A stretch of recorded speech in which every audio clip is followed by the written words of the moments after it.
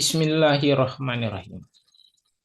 Berjumpa kembali kawan-kawan pembelajar sekalian serta para mahasiswa dimanapun Anda berada. Kali ini kita akan belajar tentang satu uji yang cukup keren, yang sering digunakan oleh para peneliti dan mahasiswa yang berminat untuk melakukan uji eksperimental. Kali ini kita akan belajar menghitung N-gain score untuk kelas eksperimen dan kontrol. N-gain itu adalah singkatan dari normalized gain. N-gain score itu biasanya ditujukan untuk mengetahui atau memperoleh informasi sejauh mana efektivitas penggunaan suatu metode atau suatu tindakan atau suatu perlakuan treatment tertentu dalam uji eksperimental. Ya, uji eksperimental ini tentu ada pretest dan ada posttest. Ya. Uji ini sangat lazim digunakan dalam desain penelitian kuasi eksperimen maupun true eksperimen. Nah, di samping itu uji N-gain score juga ini membantu kita atau tekniknya mengarahkan kita untuk menghitung selisih antara pretest dengan posttest. Jadi beda antara pretest dan posttest itulah N-gain sebenarnya. Dengan menghitung selisih itu, maka kita akan dapat menebak sejauh mana metode tersebut dinyatakan efektif atau tidak. Klasifikasi dan kriteria efektif ini juga banyak ditentukan dengan kriteria atau parameter yang dibuat, disepakati oleh para pakar. Nanti sebentar kita lihat ya beberapa parameter yang sering digunakan. Nah, selanjutnya dalam video ini juga kita akan belajar menganalisis hasil N-gain score itu dengan uji T. Ya, uji T ini merupakan uji andalan yang banyak digunakan di dalam penelitian eksperimen. Baik, di layar kita ini sudah ada data SPSS, ya. Kita bisa lihat dan cermati bersama. Oke, ini sebenarnya angka hitungan yang sudah saya buat, tapi ini saya hapus dulu. Nah, posisinya harusnya seperti ini ya. Ini adalah data asli kita. Ada 19 responden. Kita lihat di variable view.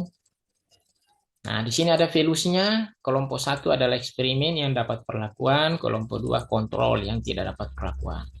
Nah, kita kasih simbol 1 dan 2. Ada nilai pretest dan ada nilai posttest. Ya, ini nanti kita akan isi. Ini adalah variabel-variabel yang kita buat untuk membantu kita memperoleh nilai N-gain score itu. Baik, sekarang kita akan mengisi ini ya, kita isi satu persatu data ini. Caranya kita lakukan transformasi. Kita hitung, klik transform, compute variable. Nah, pertama yang kita buat itu adalah post kurang pre. Ya, kita buat di sini post garis bawah kurang pre. Nah, di sini sudah ada sama dengan, jadi sisa kita mengisi post, ini klik 2 kali, kurang pre, klik 2 kali. Oke kan? Nah, ini hanya perintah tambahan ya, bahwa nama yang kita buat ini akan menimpa nama yang lama, tidak masalah. Oke kan saja. Nah, nanti di dalam data kita secara otomatis akan terisi. Ya, pengurangan posttest terhadap pretest. Selanjutnya, kita transformasi lagi. Ya, 100 kurang pre. Di sini cukup di sini saja yang saya ganti ya. 100 kurang pre. Nah, tentu di sini rumusnya adalah 100 dikurang pretest. Saya klik 2 kali. Oke kan? Oke kan? Nah, muncul angka seperti ini. 100 kurang pretest. Nah, sekarang kita akan mengisi n-gain score. Kita transformasi lagi. Sekarang kita buat dulu n-gain score. Nah, untuk n-gain score ini, kita akan transformasi pembagian dari pos kurang pre bagi 100 kurang pre. Ya. Jadi yang ini kita hapus dulu. Pos kurang pre bagi 100 kurang pre. Seperti itu. Jadi pos kurang pre kita bagi 100 kurang pre. Kita oke kan? Nah, muncul hasil transformasi secara otomatis seperti ini. Yang terakhir, n-gain persen. Kita transformasi lagi. Ini kita buat variabelnya persen. Rumusnya ini n-gain score kali 100. Oke kan?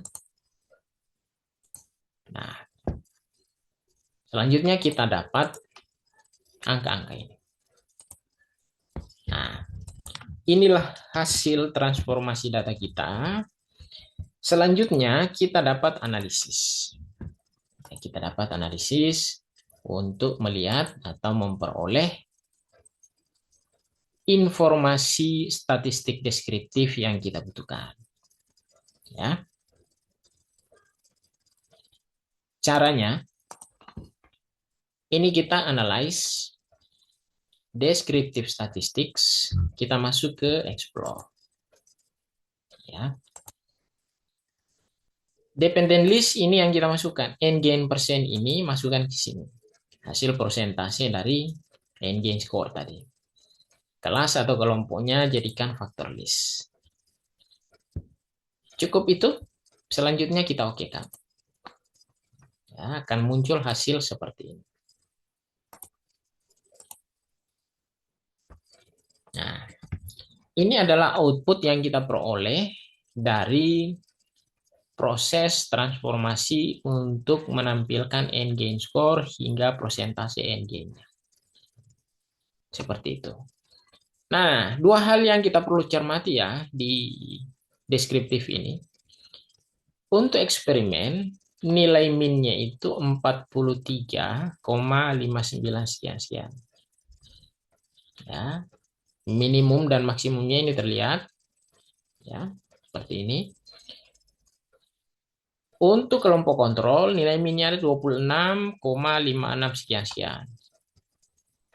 Minimum dan maksimumnya tertera, terlihat ya di sini ada 6, sekian, terus maksimum 47, sekian. Nah, angka-angka min, minimum, maksimum, ini biasanya kita salin, kita buatkan dalam satu tabel tersendiri. Perbandingan antara eksperimen dan kontrol. Nah, dari informasi ini, kita bisa bandingkan dengan pendapat atau parameter para pakar.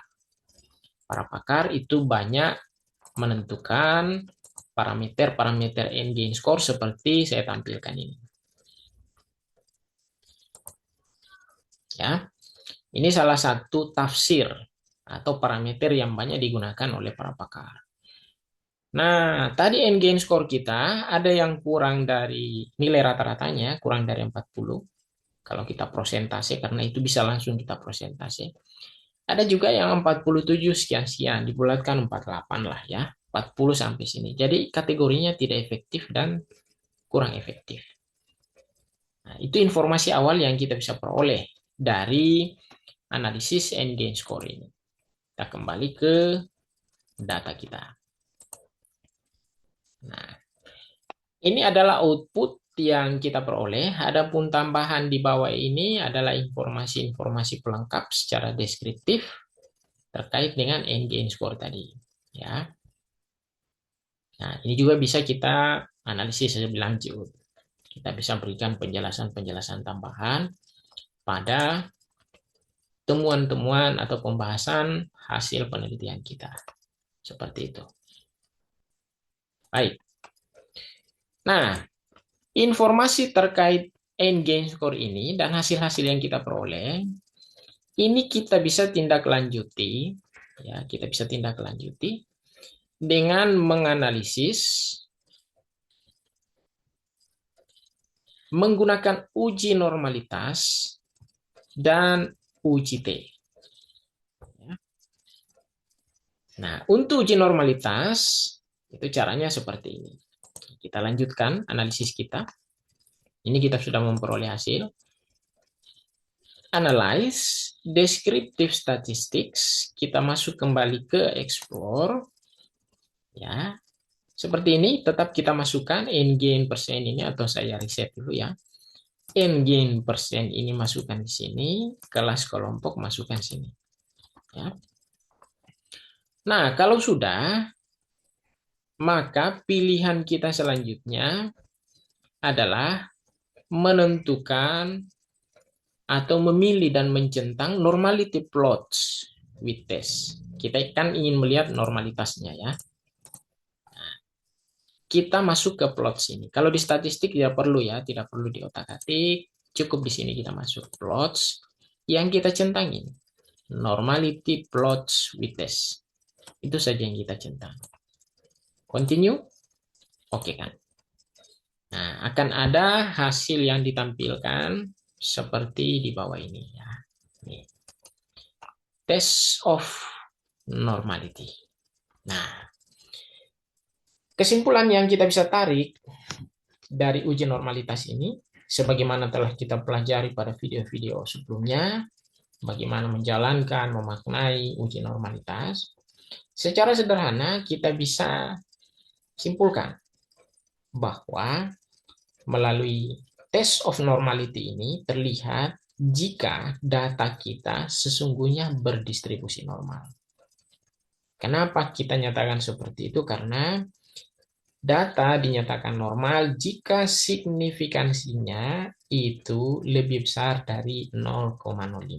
Nah, kita lihat untuk kedua data kita ini, baik eksperimen maupun kontrol, kelompok kontrol dan eksperimen, kedua-duanya ya itu signifikansinya jauh di atas 0,05.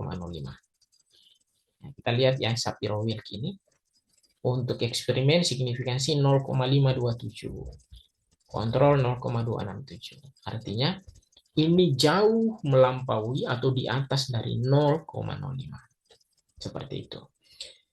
Nah, kalau data kita sudah dinyatakan normal, maka kita bisa lanjut pada uji T selanjutnya. Ya, seperti itu. Di uji T, kita nanti akan masuk pada compare means. Seperti ini. Saya tunjukkan caranya. Analyze, compare means. Kita masuk independent sample t-test. Ya, kita masuk di sini. Independent sample t-test. Klik ini. Nah, akan ada pilihan seperti ini.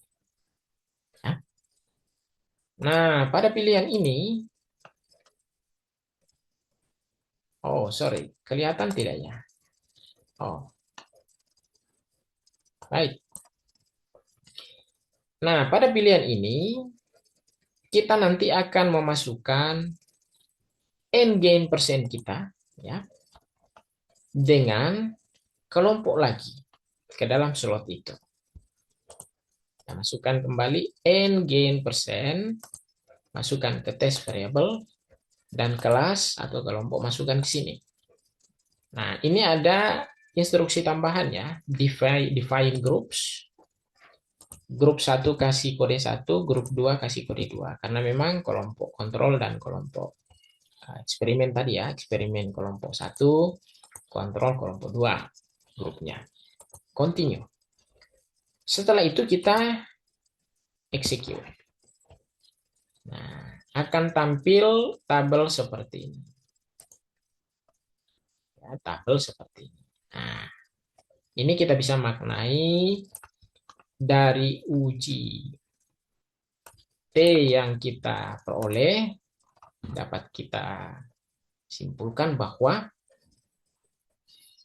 untuk min, ya, untuk min, ini terlihat ya grup statistiknya. Kita lihat, saya tunjukkan. Nah, untuk grup statistiknya ini kan terlihat 43,59 sekian-sekian. Kontrol juga terlihat seperti itu. Nah, ini tadi kita sudah kategorikan ya.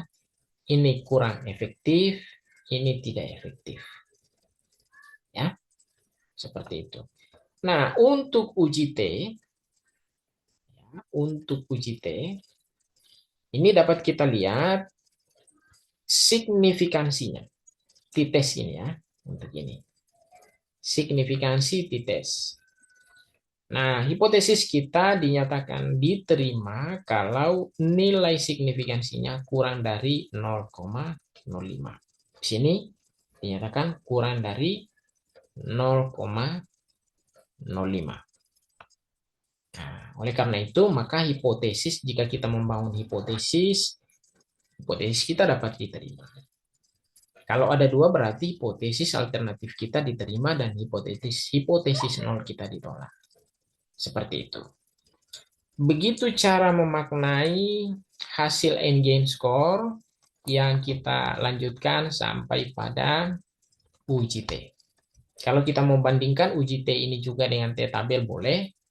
Ya, DF-nya 17, kita akan dapat nilai T-nya sekian.